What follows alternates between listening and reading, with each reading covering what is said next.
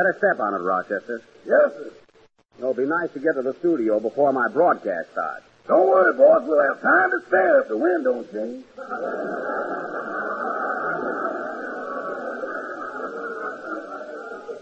Well, I don't want to be late, especially after being off the program last Sunday. You know, I was a little worried about that. I was afraid my gang wouldn't be able to do a show without my being there. Yeah, who'd ever think a program could be that funny with the both of us just listening in?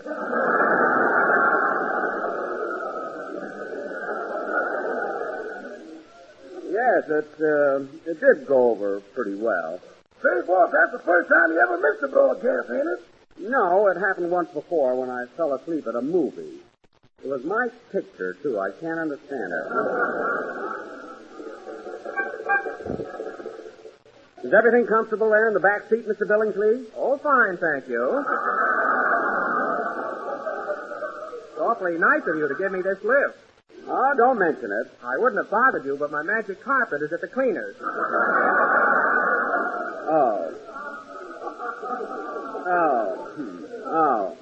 I told you, boss, that man's cuckoo. He is not.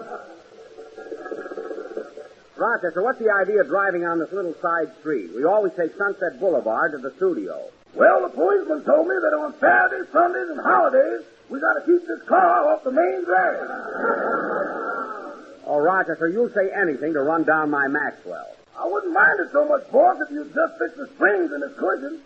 Never mind. Every time I ride in this thing, I get the Martin Zorro.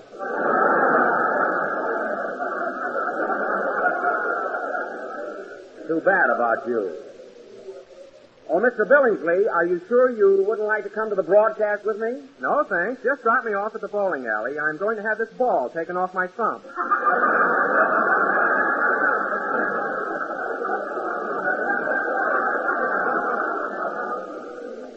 Well, I don't blame you. It must be a nuisance. I'll never eat taffy again while I'm bowling. Oh, I was wondering how it happened. Rochester, will you please drive a little faster? I've got a program to do. I hope it's as good as last week. That Mr. Marshall was sure great. Oh, I thought Herbert Marshall was all right. Everybody's raving about him, boss. You couldn't have got a better man to take your place. I didn't want a better man. I made a mistake, that's all.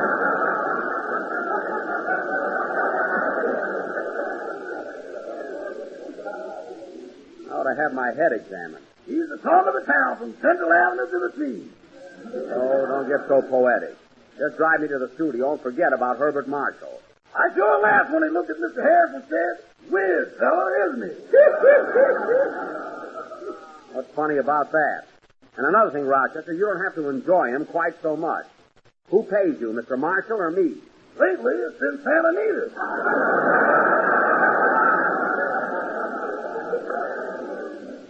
Well, unless you expect your luck to continue right through Bay Meadows, you better curb your enthusiasm. Now get me to the studio. Can we give you a lift, Babe? Mr. Billingsley, please. Now, that girl is a total stranger. Drive on, Rochester. She was kind of cute, though. J-E-L-L-O. The Jell-O program starring Jack Benny with Mary Livingston, Phil Harris, Dennis Day, and yours truly, Don Wilson. The orchestra opens the program with Emporia, Kansas Stomp.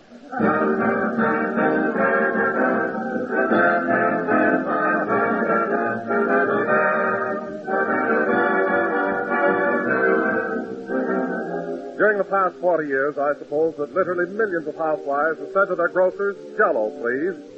But this oft-repeated phrase has recently been revised. Nowadays, housewives all over the country are saying Jell-O and Jell-O puddings, too. For today, friends, there's a new member to the famous Jell-O family, Jell-O puddings. 3 grand creamy puddings that bear the same name as Jell-O, that have the same high Jell-O quality, and that sell for the same low Jell-O price. Jell-O puddings are rich, mellow puddings, as smooth as cream and full of luscious flavor. And like Jell-O, they take only a few pennies to buy, a few minutes to make. Be real sure the next time you order Jell-O, ladies and gentlemen, you order Jell-O puddings, too. In all 3 flavors, dark, rich chocolate, smooth, delicate vanilla, and golden butterscotch. Remember, Jell-O puddings are made by the makers of Jell-O, so you know they're good.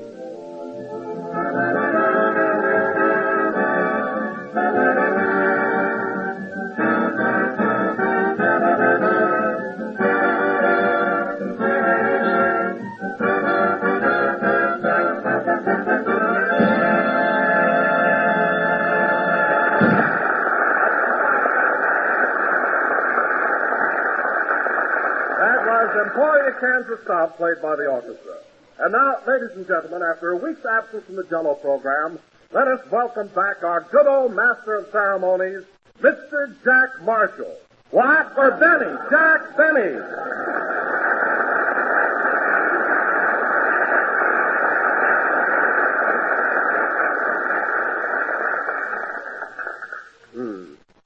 Jell-O again, this is Jack Benny talking, and Don, you were a little mixed up on that introduction, weren't you? Oh, yes, I was, Jack, and I'm sorry. It was just a slip of the tongue. Well, don't worry about it, Don. It could easily happen. After all, you've been with me only 8 years, and I've been away for 1 whole week, so it's only natural that you'd forget my name. Well, Jack, the only excuse I can offer is that since Herbert Marshall was on the show last week and did such a grand job, I subconsciously connected you with him. I see. Well, don't give it another thought, Don. It's a very common mistake. In fact, if I should happen to walk in on our program some Sunday night and call you Harry Von Zell, it'll be Von Zell, believe me.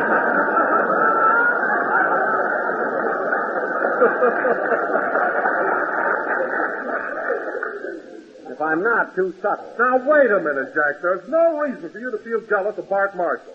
He may have done a very good job, but there's no one who can ever take your place in our hearts. Don, if there's one thing I can't stand, it's a big fat hypocrite.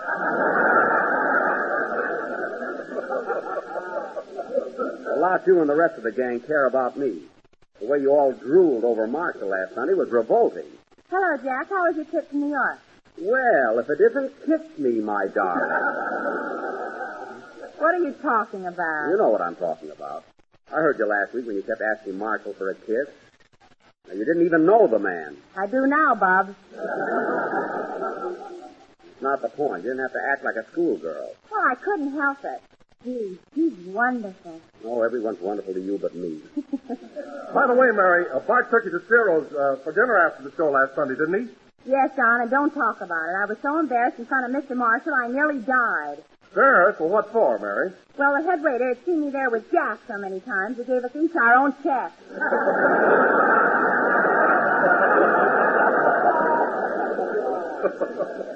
Now, listen, Mary, the only time you ever pay your own check is when you order a la carte. The regular dinner is always on me. And you know it. Gee, Mr. Marshall is such a gentleman. After we left Ciro's, he took me straight to my house, shook hands, and said goodnight.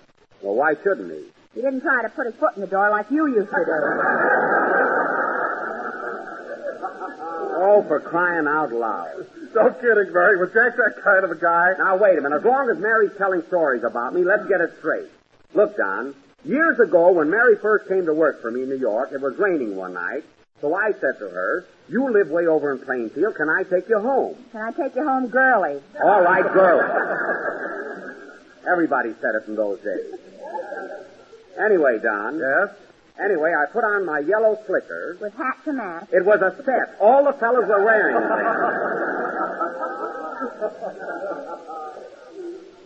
Anyway, Don, when we got to Plainfield, it was still raining. And the only reason I put my foot in the door was because I wanted to come in and have a cup of coffee. There. That's the whole story. It is not. When you put your foot in the door, Papa bit your ankle. Well, how did I know he was laying there? And if you remember, Miss Livingston, that's the last time that... Oh, hello, Phil. Hiya, Jackson. What's steaming? Is everything solid in New York? What? Did you latch on? Were you in there jumping? Weird fellow, isn't he?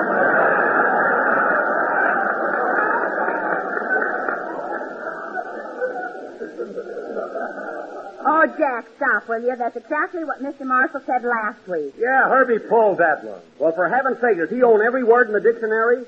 What a fuss you're all making over that guy. Now, wait a minute, Jack. What are you so upset about? It was all your idea. Yes, you asked Mr. Marshall to be on the program. You asked him to take your place. I didn't ask him to get laughs. He's a legitimate actor, and he double-crossed me.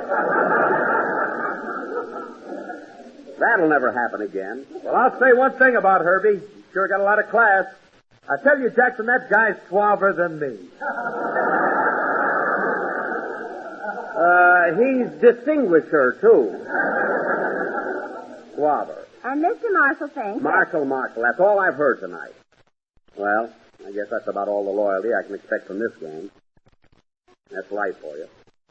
Guy leaves the program, and the minute his back is turned, boom, the dagger. Boom is for a gun. All right. The dagger. If that's the way it goes, I've never seen it to fail. If my father told me once, he told me 1,000 times, son, stay out of show business. Don't leave the clothing store. Because I need you. You're the best dummy I've got in my window. He didn't say that. But no, I had to be a wise guy. I had to leave Waukegan. So long, Dad. I'm going to Kenosha. Kenosha? Dad Vaudeville there. And that was the beginning. I had to get into show business. Let us play, Phil. Okay. I'll never forget that opening night. Gee, I was a big hit. There I stood on the stage with my violin, taking bow after bow. I thought they'd never stop. It seemed like all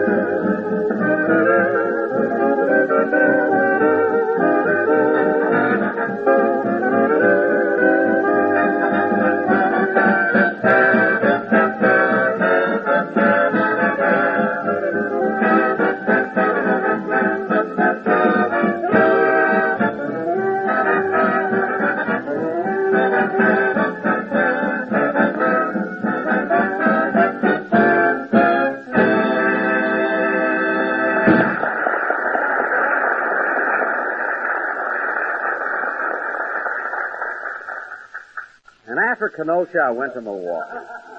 I wowed 'em there. Then came Elkhart, Indiana. Oh, pardon me. That was You Can Depend on Me, played by Phil Harris and his orchestra. And now, ladies and gentlemen... Say, Jackson, did you hear the song I did last week? The one I wrote myself? You mean the one about ham hocks and butter beans? Yeah, I heard it, Phil, but I don't get it. What does it mean? It don't mean nothing. It's just gastronomical, that's all. Yeah, I heard you say that before. Phil, what does gastronomical mean? Gastronomical, capital G. I don't want it spelled, Phil. I don't want it spelled. I want to know what it means. Well, it's easy enough to figure out. Let's break it down. Okay. Gastronomical. Break it down. Well, gas. Gas is what you buy in the filling station. Uh-huh. And throw. Throw means like when you throw a ball. I see. That's gas throw. Now, what's nomical? Nomical is what an Englishman wears in his eye.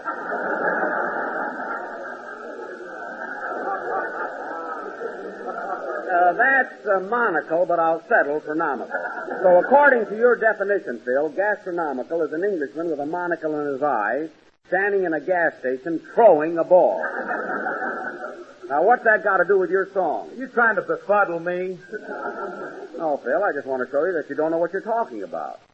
Oh, hello, Dennis. Ladies and gentlemen, before Dennis says hello to Jack, let me tell you about Jell-O, America's favorite gelatin dessert. John, the kid's waiting. It's not only gastronomical and easy to make, but comes in 6 delicious flavors: strawberry, raspberry, cherry, orange, lemon, and lime.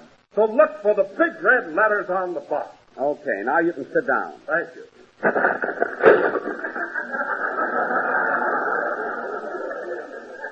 Well, that chair will never smile again. They can sweep that up. Can I say hello now?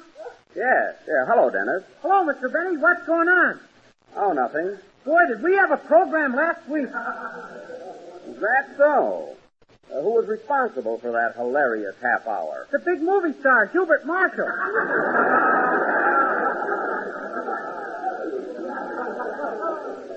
Yes, I know, Dennis. I heard all about it. Are you worried, Bub?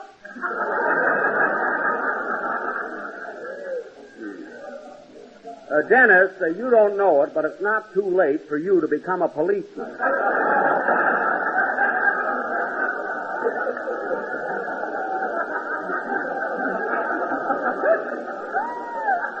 So watch it.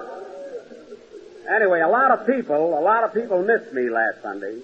Fred Allen didn't. He said it was the best Jello show he ever heard. Oh, he did, eh? Yes, he said it was the first time our broadcast had any class to it. Well, Allen's a fine one to talk about class. Any man that can be on a gasoline program for 6 months and still have those spots on his vest. Well, and now, ladies and gentlemen, I saw him on the street in New York. He ran down the subway like a rat. What a coward.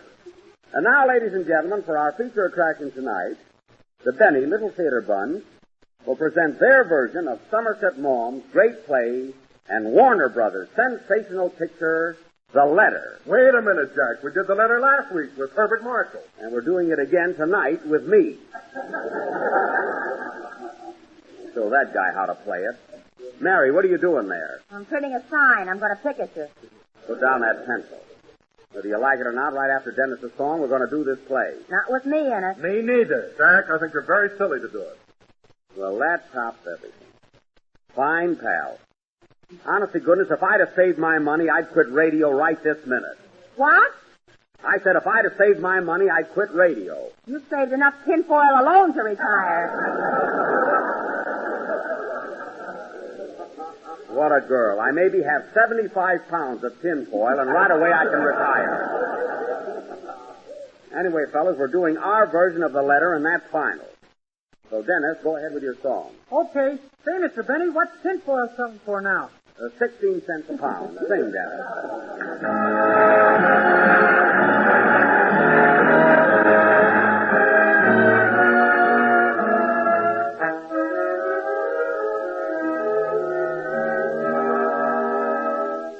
I have an idea for a sitcom that ought to make me $1 million or two.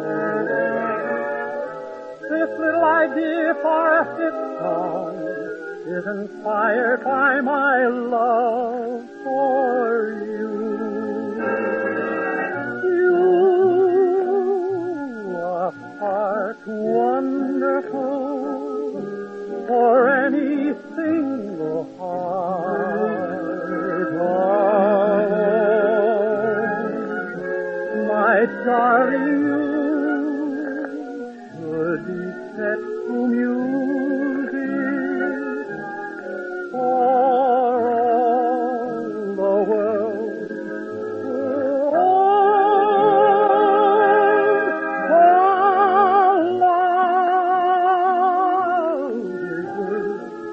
You whisper to me to be written down and played, my darling.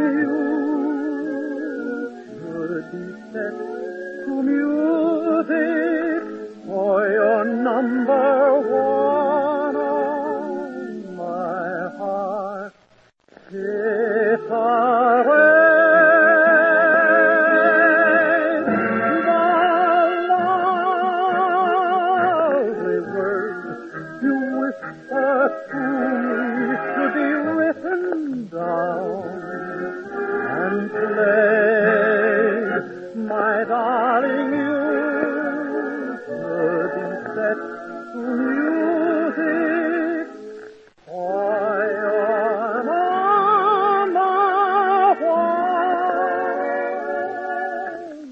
on my heart.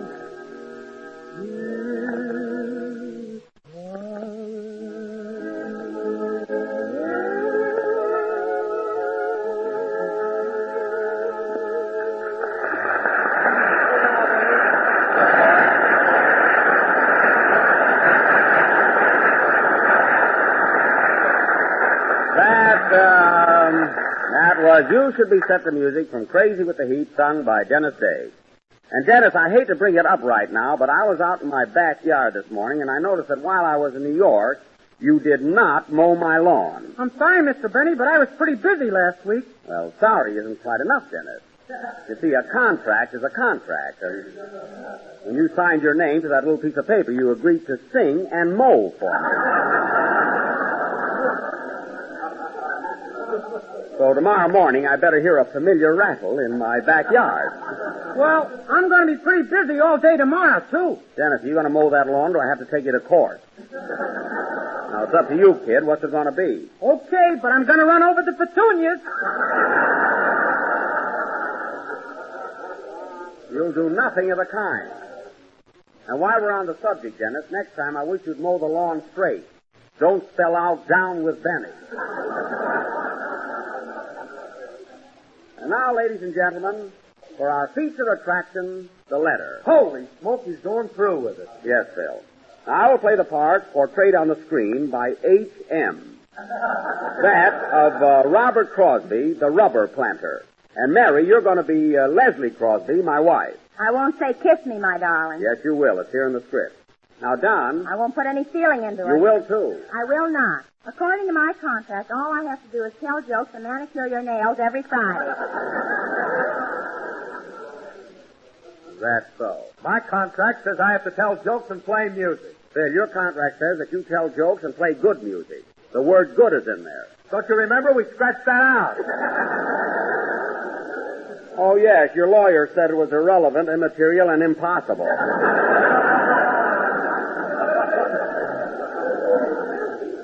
Anyway, getting back to our play, Phil, you're going to be the... Come in. Well, look who's here. Gee, it's Mr. Marshall. Hello, everybody.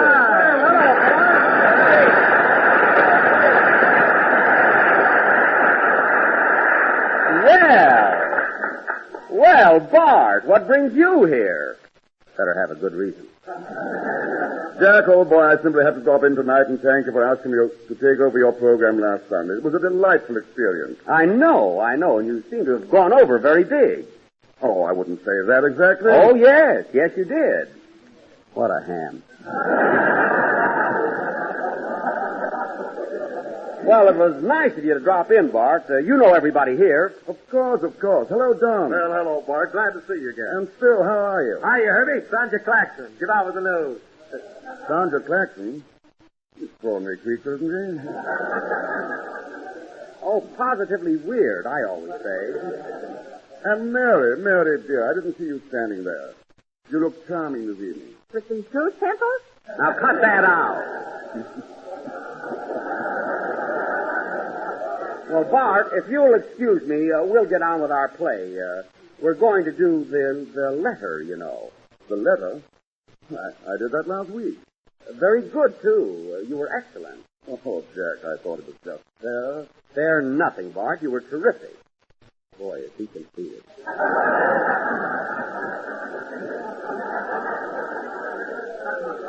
Now, if you don't mind, old boy, we'll go ahead with... Say, Bart, look what I've got on. Why, Mary, are you still wearing that orchid I gave you last Sunday? Yes, and I'm going to wear it till there's nothing left but the tinfoil. Then Jack takes over.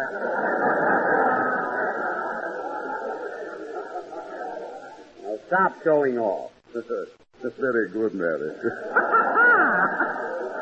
Don't encourage her, please. Gee, Bart, didn't we have fun at Ciro's the other night? Yes, indeed. Of course, I'll never get over the way the handling has each a chest. Mary was telling me about that. Well, Bart, if you don't mind... Hey, Gilbert, remember me? Dennis, will you pipe down? Come on, fellas, let's get going with the play. So long, Bart. Goodbye, Jack, and thanks again. Say, Bart, as long as you're here, why don't you stay and watch Jack play your part? Why, yes, that might be fun. Yes, do say. John had to open his big fat mouth.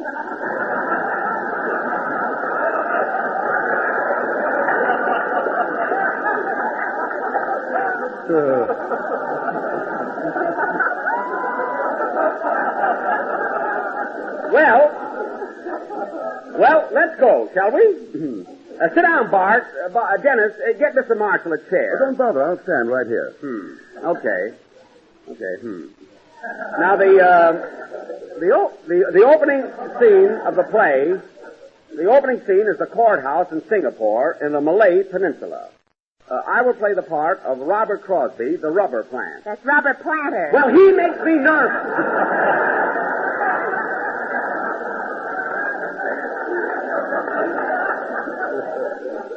Gee. I'm sorry, Jackalboy. I'll go over and sit down. Okay. Mary, let's go then. As I said before, the opening scene is the courthouse in Singapore. As the curtain rises... Oh, darn it, who's that? Answer the phone, Mary. Okay. Hello? Who? Mr. Harrington?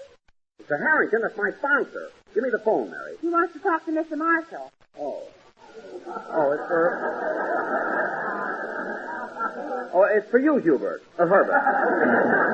Our sponsor would like to talk to you. Your sponsor? I wonder what he wants. So do I. Answer the phone. Here. Thank you. Hello? Yes, this is Herbert Marshall. Oh, well, thank you very much, Mr. Harrington. That's awfully sweet of you. Yes, I thought it went over fairly well. Sure, for one show. Let us try doing it week after week. What's that, Mr. Harrington? Oh, no. No, I couldn't have been that good. Week after week, that's the test.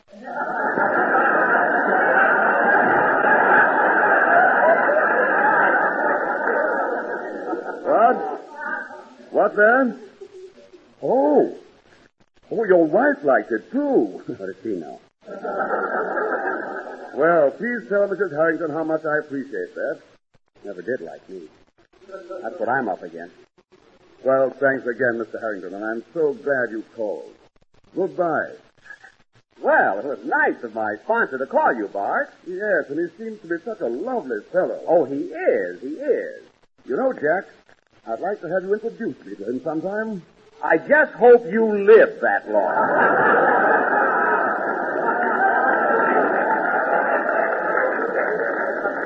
And now, ladies and gentlemen, for our play, The Letter. Let's do the letter, R. Mary, we're going to do the letter. Hey, Jack, look at your watch. We haven't got time to do a play. Well, it's not my fault. I started to do it 10 minutes ago. Anyway, we're going through with it. Get your parts, everybody. Now, don't be silly, Jack. They'll take you off the air. They wouldn't dare. Let's go. The opening scene, ladies and gentlemen, is the courthouse in Singapore. Leslie Crosby, wife of Robert Crosby, a rubber planter, is on trial for her life. And as the curtain rises, she's being escorted to the crowded courtroom by her attorney, Howard Gray.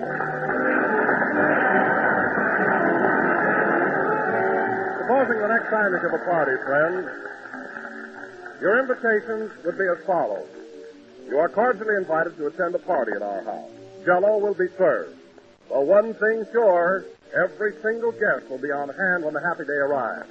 Because Jell-O, ladies and gentlemen, holds an invitation no one can resist. And folks just naturally seem to know that when there's Jell-O for dessert, the party is bound to be a lot of fun and a big success. Jell-O's brilliant glowing colors add a charming touch to the table. Make Jell-O the ideal dessert for all festive occasions, and the rich, intriguing flavor of Jell-O is just as delightful as the juicy, ripe fruit itself. Better yet, parties that feature Jell-O are easier to give because Jell-O takes only a few minutes to make and a few pennies to buy. So keep plenty of Jell-O on hand for the parties ahead and for regular family desserts. Order all of Jell-O's 6 delicious flavors. And be sure you include strawberry and raspberry Jell-O. Each has a new improved flavor obtained by using a natural flavor base artificially enhanced. And they're both better than ever. Enjoy Jell-O's distinctive goodness real soon and enjoy it often. This is the last number of the 19th program in the current Jell-O series, and we'll be with you again next Sunday night at the same time. And now, ladies and gentlemen, I want to thank Mr. Alton Cook and the radio editors of the United States and Canada for the honors accorded us in the recent World Telegram poll. I also want to thank my listeners and my authors, Bill Morrow and Ed Boulogne. And, oh, yes, I want to thank Mr. Herbert Marshall for stealing my show last week. Good night, folks. I'm not really mad.